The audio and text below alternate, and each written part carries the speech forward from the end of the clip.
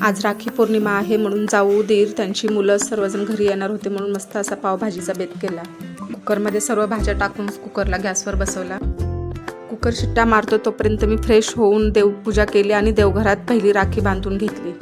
मग सगळा स्वयंपाक उरकून घेतला। एकीकडे मस्त अशी खीरही बनवली। मग सर्वजण आले आणि राखीचा कार्यक्रमही चालू केला। घरात सगळ्यांना गोड आवडतं म्हणून सगळेजण म्हणाले एवढेच पेढे का अजून ठेवायचे ना, असं हसत खेळत वगैरे सर्व झाल्यानंतर आम्ही जेवायला बसलो।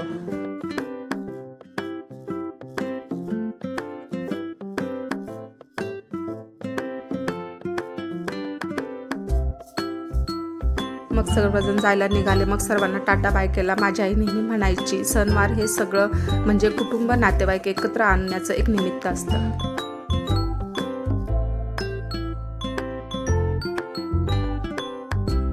तुम्हाला काय वाटतं मला नक्की कमेंट बॉक्समध्ये सांगा।